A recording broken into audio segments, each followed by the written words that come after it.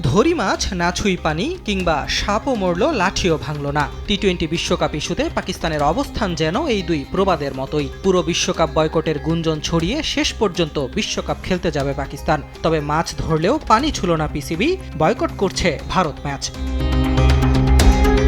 পাকিস্তানের এমন পিকনিক মুডের বিশ্বকাপ খেলার সিদ্ধান্তে কড়া প্রতিক্রিয়া আইসিসির। এক বিবৃতিতে পিসিবিকে প্রচ্ছন্ন হুমকি দিয়ে রাখল ক্রিকেটের নিয়ন্ত্রক সংস্থা। আইসিসি জানিয়েছে, পাকিস্তান সরকারের বিশ্বকাপে আংশিক অংশগ্রহণের বিবৃতি নোট করেছে তারা। এই অবস্থান একটি বৈশ্বিক ক্রীড়া আসরের মৌলিক ধারণার সঙ্গে সামঞ্জস্যপূর্ণ নয়। আংশিক অংশগ্রহণ টুর্নামেন্টের চেতনা ও পবিত্রতাকে ক্ষুণ্ণ করবে। হুঁশিয়ারি এখানেই শেষ নয়। আইসিসির বক্তব্য, পিসিবি এই সিদ্ধান্তের গুরুত্বপূর্ণ ও দীর্ঘমেয়াদী প্রভাব বিবেচনা করবে, কারণ এটি বৈশ্বিক ক্রিকেট ব্যবস্থার উপরও প্রভাব ফেলতে পারে। অর্থাৎ পাকিস্তান এই সিদ্ধান্তে শেষ পর্যন্ত অনড় থাকলে ভবিষ্যতে দ্বিপাক্ষিক সিরিজ বাতিল, আন্তর্জাতিক ক্রিকেট থেকে নির্বাসন সহ কঠিন শাস্তি দিতে পারে আইসিসি।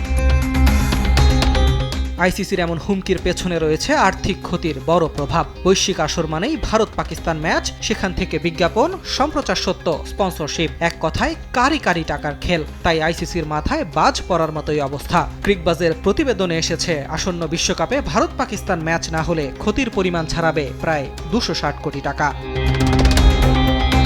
এত বিশাল ক্ষতির মুখে পড়েই আইসিসি সতর্কবার্তা দিয়েছে পাকিস্তানকে। টি-20 বিশ্বকাপে নেই বাংলাদেশ, হবে না ভারত পাকিস্তান দ্বৈরথ। টুর্নামেন্টের রং যে হারিয়েছে অনেকটাই, বুঝতে পারছে কি আইসিসি?